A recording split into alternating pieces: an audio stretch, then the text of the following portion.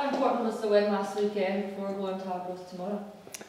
Yeah, I mean, look, we won't get too carried away with the result, obviously, with it being a friendly, but from my point of view as manager, I think your last friendly before the league campaign starts is an important one. I saw lots of what we've been working on over the last 6 weeks. I think the shape of the team was really good. Defensively, very strong, another clean sheet. That's 3 clean sheets back to back now in the last 3 games. And I thought there was some really, really good football throughout, against a stiff opposition in terms of, Carlisle just been promoted from League 2 into League 1, and they'll have aspirations for fighting for that top half of that division. So I thought it was a very good test for our players, a good experience. We could have easily stayed here in Scotland and played against, one of the local teams, but we thought we'd venture on down to Carlisle, get a different bit of scenery, and the players were excellent. So I think it's probably a case of, can we reach those levels on a consistent basis going forward? And I think if we do, then we give ourselves a very good chance. The momentum's obviously there, as you said, 3 clean sheets now. What are you expecting from Arbroath going away to Gayfield? Well, I've played against Arbroath with some of my previous clubs on numerous occasions. I know Dick Campbell well. He's one of the very few characters of the game that's left. Both him and his brother have done terrific things at Arbroath, and made them very successful, and probably one of the best part-time teams, if not the best part-time teams in the country. So I think you know what you're going to get.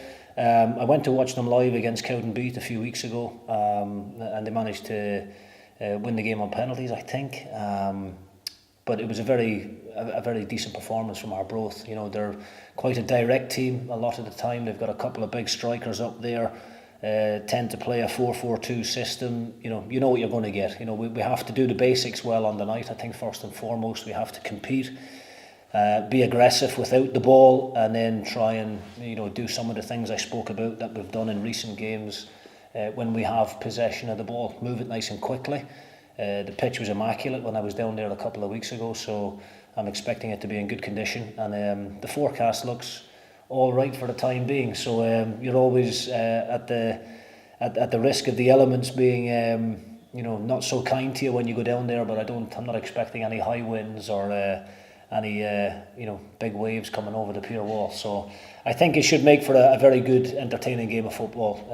Of course, we'll be going into the game as everyone's favourites, but we certainly won't be underestimating Arbroath, and I know that Dick will have his boys fired up for it, and if they can generate the points again like they did last season to stay in the championship, I'm sure that'll be what their remit is initially, but a couple of seasons back they pushed everybody close to the top end. So he's put a very good, strong, physical team together, and for us to go down there and get off to the kind of start that we want to, then we're going to have to be at our best.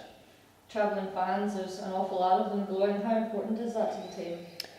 Yeah, I spoke to the players this morning in a brief meeting that we had, and just made them aware of what that number looked like, and for us to have sold in excess of 3,000 tickets for an away game, albeit it's only a half an hour up the road, but it's an incredible turnout from the supporters, and we're very grateful to them for that.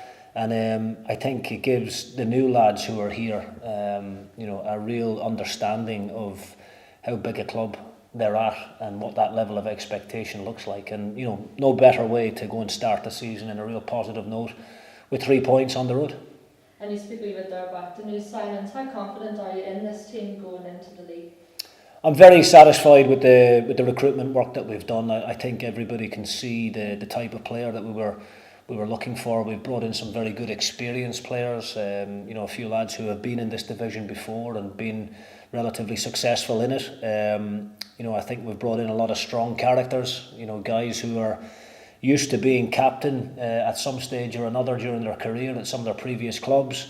So we've got a very good blend, I think, now within the team of the boys that we've promoted from the academy, up into the first team squad have had a great pre-season as well. So we've got a good mix of experience and some youth as well, some real good pace in the team. And I think I've got options now within the ranks that if the game is not going according to plan, then we've got very good players within the squad that can come on and make changes. Any team news? I'm not going to give you the starting 11 right now, but in terms of injuries, we're quite good. You know, everybody came through the Saturday game there at Carlisle healthy. Kai Fotheringham, unfortunately, the game is probably going to come a little bit too soon for him. But and young Chris Mockery as well took a knock on the ankle against Partick Thistle. So again, he might be one that is missing. But other than that, I'll have a strong squad of 20 players to choose from. Thank you. You know, obviously on the eve of the season, you know, how are you feeling personally just going into that? Well, I'm really excited, you know, similar to the rest of the staff and the players. I mean, you know, of course the League Cup didn't go accordingly for us. We had a very slow start and unfortunately gave ourselves too much to do in the end. But I think the league is, you know, where we'll be judged ultimately come the end of the season. You know, this is the most important trophy for us, albeit we still want to go far in the cup competitions. And you know, the Scottish Cup will be on us before we know it, and we hope to make more progress in that. But you know, our main objective this season is to get this club back into the Premier League at the first time of asking, and I think we've built a squad strong enough and capable of doing that. And just a final one for myself, obviously you just spell in charge of Alloa, you know, how much has that informed, you know, how you've prepared for this campaign, having been at kind of the other end of the, you know, side of the championship where you were the kind of one of the smaller teams, now moving to the bigger teams, you know, how's that changed your perspective of what you need to prepare for the championship campaign? Yeah, I mean, you know, my time at Alloa was brilliant for me, a great learning experience. You know, we probably overachieved some of the time there, getting promotion up into the championship, a very similar situation to what Arbroath find themselves in now, being the only part-time team in the league. You know, everybody is expecting the part-time team to get relegated, and you know, during my time at Alloa, we were able to do similar to Arbroath, where you surprise a few people and you manage to get enough points to stay in the league. And full credit to Dick and his players, they've done the exact same, and we'll be looking to do the same again this season. But I suppose what it does do for the Arbroath boys is probably takes off a lot of the pressure. You know, there's no real expectation. With the greatest of respect to them, they're a fantastically run club, and probably deserve to be called the best part-time team in the country at the moment because of the level that they're playing at. Albeit my guys at Alloa, Mr Mulroney probably wouldn't be too pleased with me saying that, but you know, Arbroath are a really well-run football team. You know, and as much as it is a part-time setup in terms of they train only a couple of nights a week, it's still a very professional outfit. You know, and we have to give them the utmost respect. They've got players within the ranks who have played at a decent level. You know, obviously Scott Allen is there, who's played in the Premier League and obviously been here himself before. So we know they've got quality in their team. We know it's going to be a really tough game. It's going to take a lot to go and break them down and get the opportunities to put the ball in the back of the net. And as I said, you know, previously, they're a very physical team. So set plays and long balls are going to be things that we're going to have to stand up to. Thank you. The League Cup perhaps wasn't the start that you were looking for in this particular season, but how valuable has that been in your preparation for this first league game to where you might have been if it just all been friendlies? Yeah, I mean, look, I think, you know, I've been a big admirer of the League Cup campaign, the League Cup in general, in terms of the setup and the structure of it. And you know, when they brought it forward initially, I thought it was actually you know, a good thing to do. So I'm not going to sit here and make too many excuses about the competition starting a bit earlier than what we would like. But you know, I think every team that goes into it would agree, and every manager out there would agree that you know, given how short the break was after last season, and you know how soon the first competitive game came upon us, I don't think it gave any of us really enough time to get the fitness levels to where they needed to be, to get the recruitment done that we would have all liked.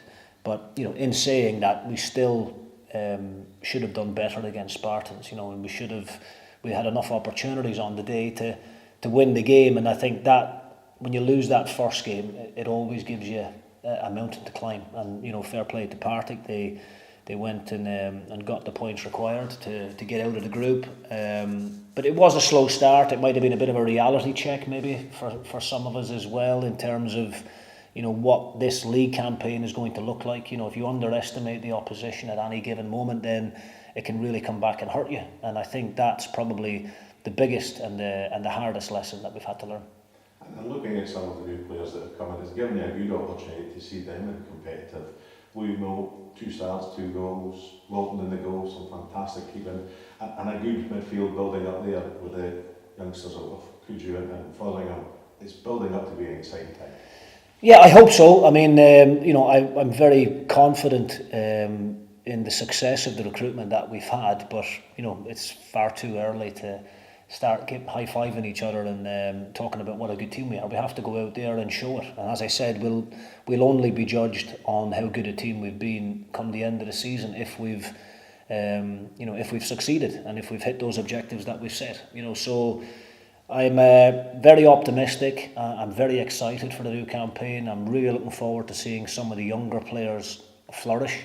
And I think, the senior players that are in the group, I know what I'm going to get with those boys. And, Louis Moult leading the line alongside Tony Watt, I think if those two can really get going and generate a good partnership and a good understanding, then, I think we'll have the best 2 front players in the league. And then if you talk about at the other end, where you've got, Decky Gallagher, who was one of the standout performers for St Mirren last year, and in the good run that they went on in the Premier League, a few seasons ago, he's getting, international recognition. So I think we've pulled off a big coup there in bringing him to the club. Kevin Holt alongside him, excellent season with Partick. So, it's never nice just to name individuals because it is very much a collective game. But, I think, even the captain, Ross Docherty, another standout performer for Partick last year. So I think we've got the balance right, I think is what I'm trying to say. I think we've got some very good, young, energetic players who are at the beginning of their journey in their careers, and we've got some very good, experienced ones there in amongst it that can guide them and put demands on them, and that's the biggest thing for me, the characters within the dressing room. It's all well and good me shouting and bawling from the sidelines and trying to, get the boys going, but when you've got half a dozen players in the starting 11 who are going to do that anyway, it makes my job a hell of a lot easier. And as it's approaching the end of the transfer window, are there any more pieces of the jigsaw that you still feel you could add before the window shuts? We're still looking at the market. I think we're quite strong in pretty much every department now. I think most managers will talk about wanting to have a couple of options in each position. I think we've got that. I've got 2 or 3 players within the squad who can play a number of positions as well. I think we've got flexibility within the group, as much as we've been playing with a back 4 recently, if needs must and we had to change things up to just, catch the opposition off guard, then we're capable of playing a back 3 as well with the players we've got. So, no, I'm delighted with what we've done, but if something came along in the next 4 weeks that we thought was really going to add to the current group, then we are in a position to do that. But I'm not just be adding for the sake of adding.